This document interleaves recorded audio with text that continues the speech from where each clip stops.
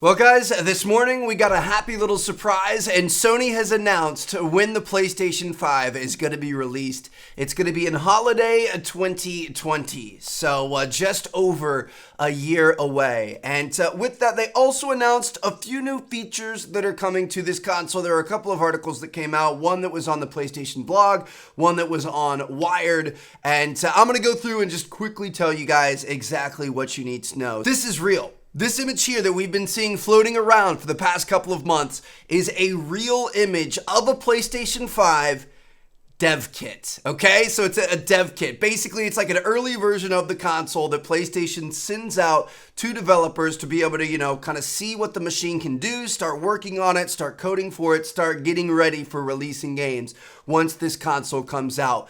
Typically, the dev kit looks nothing like the actual retail version of the console. So like, here's a PS4 dev kit.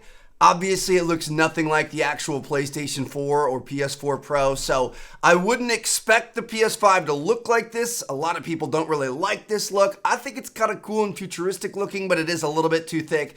But seriously, I highly doubt the actual console will look anything like that. Obviously, there's going to be improved CPU and GPU, and we heard in the past we are going to have an SSD, which is going to have faster performance and load times. But something they announced today is with the addition of that SSD, they are actually adding configurable storage options for installing and removing. So you can choose to install just the game's multiplayer. Like if you aren't interested in the single player or the co-op or the spec ops or anything else like that, you can choose to only install the multiplayer. Or let's say you want a game that has both multiplayer and single player. After you beat the single player campaign, you can then delete the single player, but keep the multiplayer part of the game, which honestly, this is going to change everything. Think about a game like GTA and how large that game is.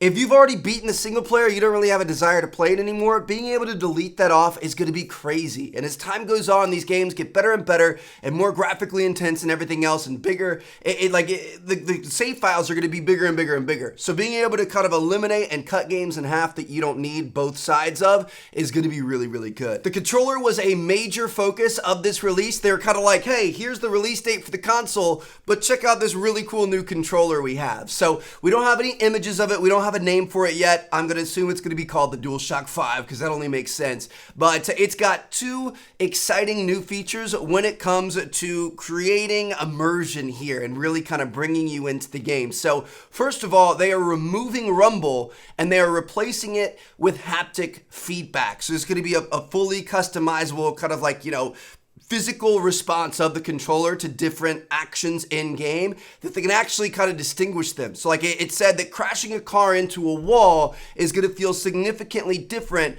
than being tackled on the football field. And currently both of those things are just kind of like brrr, rumble type things, but the haptic feedback is going to make it so you can actually physically feel the difference. They've also got adaptive triggers here. So developers are going to be able to kind of customize and program exactly what resistance they want in the triggers for different actions. So think about a bow. When you're drawing a bow, it starts a little bit easier, and then as you get further back, the tension builds and it's going to get harder to pull it back. So as you push that controller down, it's going to start easier and slowly become more difficult to push down. So little things like that really kind of immerse you in the game. The journalist or the author of this article that actually went to a PlayStation event and played games on the PS5 dev kit said that the mix of these two were actually really impressive. He was blown away by how real things felt. So walking through mud felt really slow and soggy. Jumping into a pool, he could actually